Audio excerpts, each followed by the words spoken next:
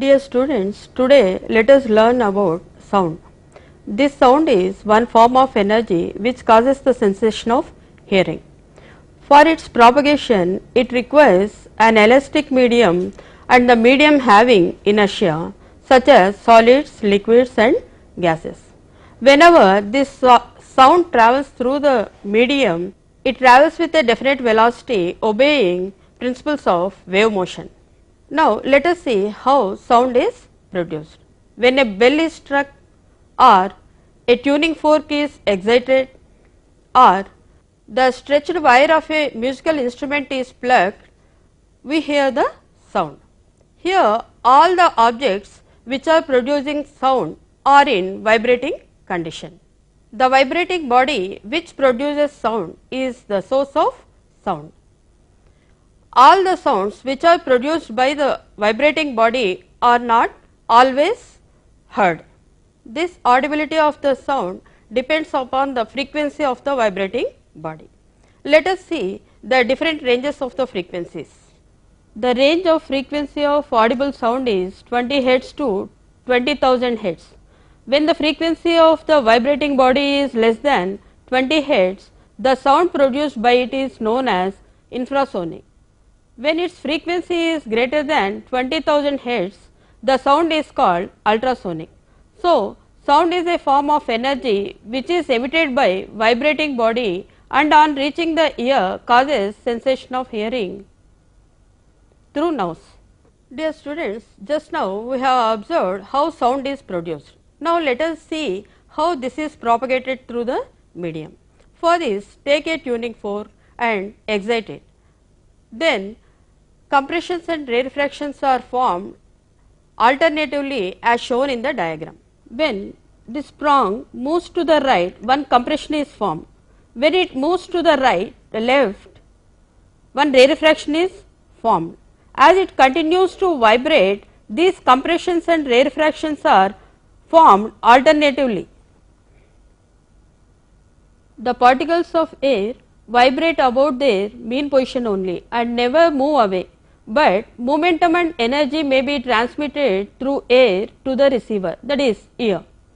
These waves are called sound waves. Thus, each vibrating particle in the medium propagates disturbance from one place to another without itself moving away from its mean position. Such movement of disturbance in a medium is called wave motion. The places where particles of the medium are crowded together and the pressure and the density are slightly greater than the normal values are named as compressions.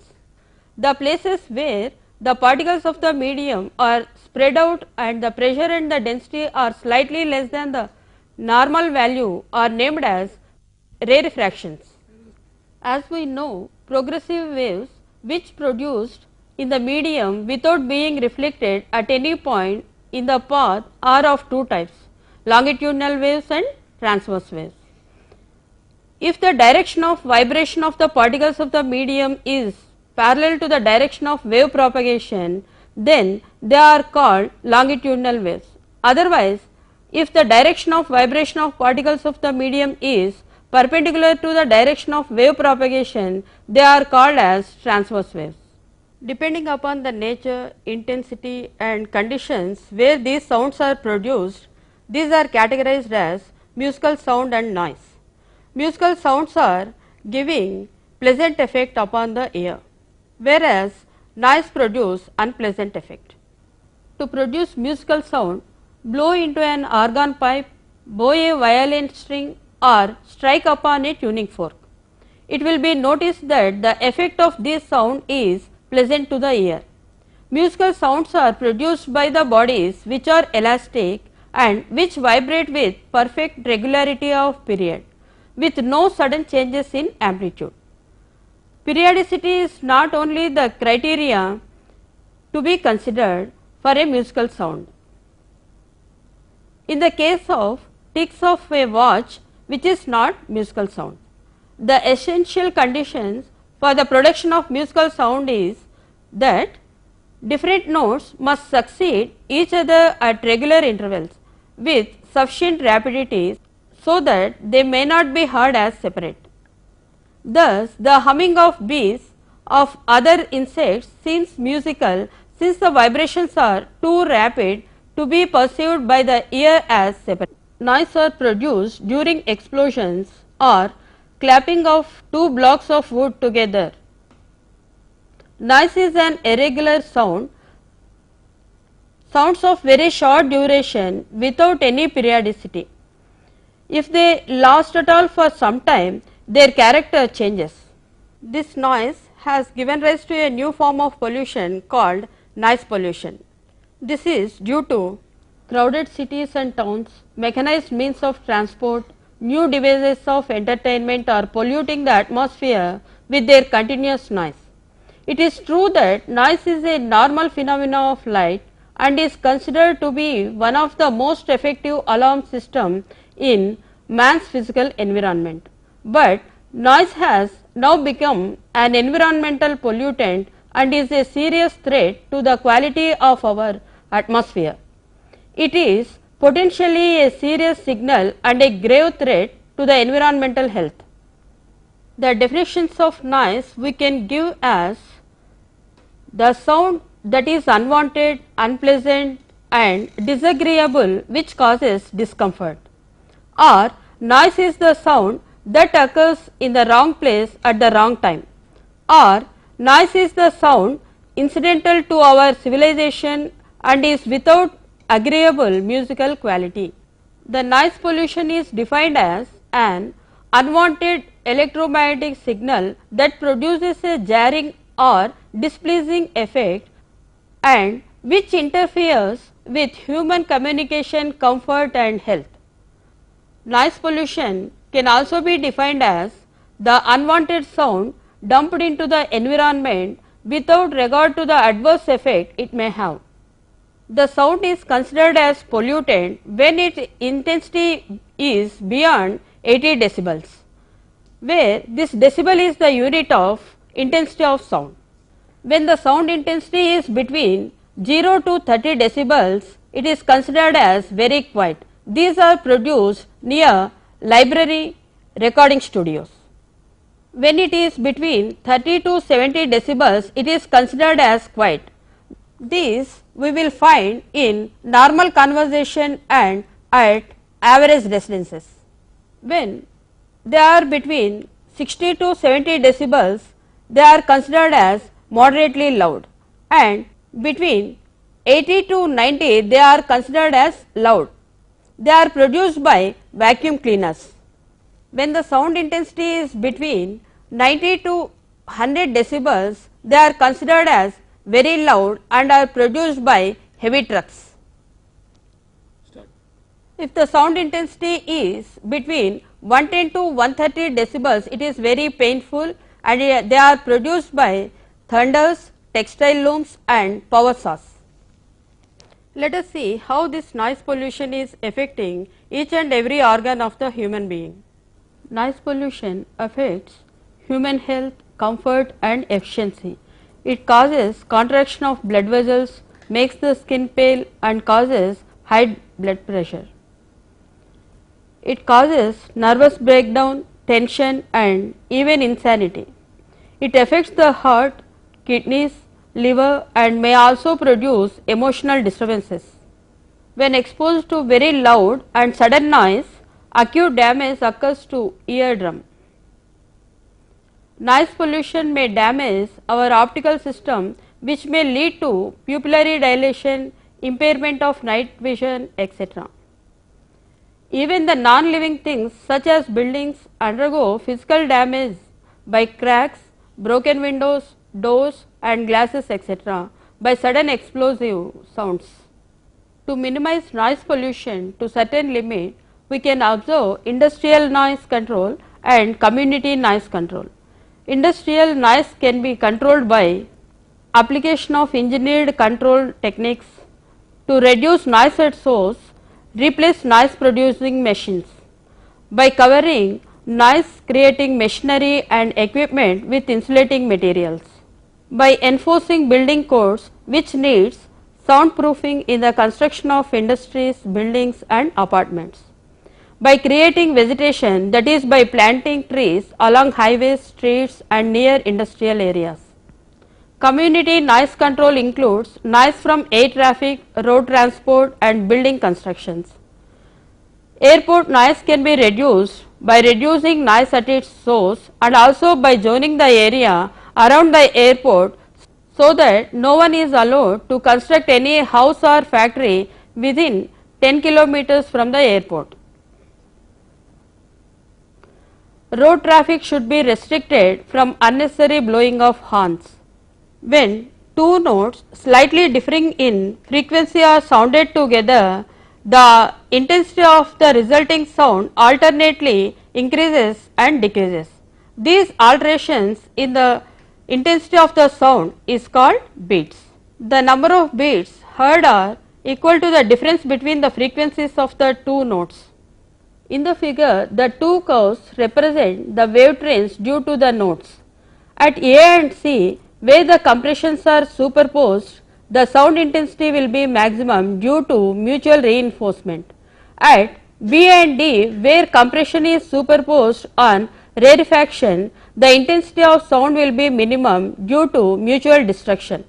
Thus, we get sound of alternately maximum and minimum intensity. One increase and decrease in intensity of sound is taken as one beat. Since N1 and N2 are the frequencies of sound producing beats, the number of beats heard per second is given by N equal to N1 difference N2. To observe these beats, let us take two tuning forks of same frequency and excite them. Then they will be in unison. No beats are heard. Now, if we attach some wax to one free end of the tuning forks, its frequency is lowered.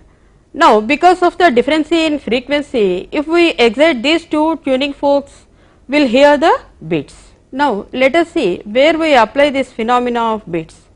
This phenomenon can be used to determine the frequency of an unknown note. Beats are used to detect dangerous gases in mines. For this purpose, two similar pipes are blown together. Through one pipe, pure air from reservoir is blown, and through the other, air from the mine is blown. As long as the air is uncontaminated, both the pipes remain in tune. If the air from the mine contains dangerous gases, beats are heard. Beats are used to produce tremulous effects in cine films. After understanding the phenomena of beats and their illustration and about their applications, now let us study about acoustics of buildings.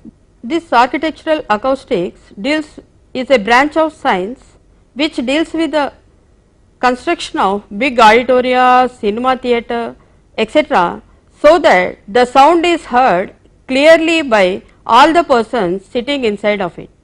Some rules are to be observed to eliminate bad sound effects in construction of these buildings. Conditions for good auditorium.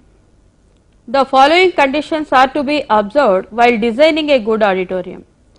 Sound intensity should be uniform. For this, a paraboloidal wall at the back of the speaker with the speaker at the focus produces uniform loudness. Bronze vases serve as resonators to reinforce sound. Loudspeakers are arranged above the heads of the audience. Then the audience is ensured of sufficient loudness of satisfactory hearing. The next condition is reverberation time should be within specified limits. The phenomenon of persistence of sound after the source has stopped emitting the sound is called reverberation. When a sharp sound is produced in a hall, the listener not only receives sound waves directly but also sound waves produced due to reflection from wall, ceiling, floor, etc. Hence, the listener continues to hear sound of diminishing intensity even after the original sound has stopped, which is known as reverberation. If the time of reverberation is large for a hall, the clarity of speech is lost. If it is too small, the loudness is insufficient and the sound cannot be heard by all. Hence, a room should have a definite reverberation time known as optimum reverberation. Third one is there should not be focusing effects and undesirable echoes. For this, concave or cylindrical surfaces should be avoided in the halls as the reflected sound are focused at certain places. At these places, the intensity of sound is higher compared to other places. The reflection from a distant wall in a big building produces echo which causes confusion. To eliminate echoes, the walls should be covered with sound absorbing materials. Fourth condition is there should not be any extraneous noise. These are of two types, airborne noise and structure borne noise. Airborne noise can be reduced by using double doors with insulating materials between them and also by using heavy glass for doors, windows and ventilators. Structure borne noise can be reduced by the use of double wall of brick with air space between them. Last but not the least condition is echelon effects must be reduced. If sound is occurred in front of a flight of stair of equal weight, a musical note is produced due to successive reflections. This is called echelon effect. This can be avoided by covering the stairs with carpets or by breaking equal spacing between the stairs. A defect common to auditoria and big buildings is the excessive reverberation. The sound produced in a hall reaches a listener a number of times. Once it reaches as direct sound from the source and subsequently he listens the same sound after it is being reflected from the walls, windows, ceiling and flooring of the hall. As a matter of fact, a listener receives sound pulses even after the source has ceased to produce sound due to multiple reflection of the sound from the walls, flooring, ceiling, etc. of the hall. This persistence of audible sound after the source has ceased to emit sound is called reverberation. See, here we can observe the multiple reflections of the sound produced by the source of sound which are reaching the listener. Now, let us see how this reverberation time is measured. The duration for which the sound persists is called reverberation time. This time is measured from the instant the source stops emitting the sound. A small amount of reverberation is pleasing and adds to the acoustical qualities of a room, but too much reverberation is undesirable. If the time of reverberation is large for a hall, then the clarity of the speech is lost because superimposition of next syllable takes place over the previous one. If the time of reverberation is too small for a hall, then the loudness is not sufficient and music loses its charm. Thus, the time of reverberation should neither be too large nor too small. For music, it is 0.5 to 1 second and for speech, it is 1.2 second. When sound falls upon an open window, it is simply passed or transmitted through it. So, it can be assumed that an open window behaves as a perfect absorber of sound and hence the standard of absorption taken as the unit area of an open window. In terms of this, absorption of all other substances can be measured. Definition of absorption coefficient. Absorption coefficient of a material is defined as the ratio of the sound energy absorbed by it in certain time to the sound energy that escapes through an open window of the same area in the same time. So, absorption coefficient A is given by EA divided by EW. Reverberation time can be calculated by using Sabine formula, that is T equal to 0.165 V divided by sigma AS, where T is reverberation time in seconds, V is the volume of the room in cubic meters, A is the absorption coefficient and S is the surface area absorbing sound. Here sigma AS represents the total sound energy absorbed by the various surfaces in the building. The interval that elapses between the person producing the sound and hearing its echo is equal to the time taken by the sound wave in travelling to the obstacle, that is reflecting surface, and back again. Let it be capital T. If d is the distance of the obstacle from the observer and v the velocity of sound, then capital T is given by 2d divided by v, or distance of the reflecting surface capital D equal to V into T divided by 2. When a person makes a sound of short duration, its impression persists for about 1/10 of a second. In order that the echo may be distinguished clearly from the original sound, the echo must not reach the ear before 1/10 of a second after the original sound. At ordinary temperatures, the velocity of sound is about 340 meter per second. Substituting this value d equal to V into T divided by 2, we get 17.4 meters. Echoes are the repetitions of the sounds reflected from the long distant obstacles. Now, let us see what are the precautions to be observed to minimize echoes. By having rough walls, by using materials which absorb sound, providing the hall with large number of doors and windows, and having polished and low ceilings. Students, in this lesson we learnt about nature of sound, noise, architectural acoustics and beats. I hope you understood the lesson well. Till we meet again, goodbye. Further clarification, contact the Additional Secretary, State Board of Technical Education and Training, 7th floor, BRKR Bhavan, Tank Bund Road, Hyderabad 500063. Fax 040 322 0546.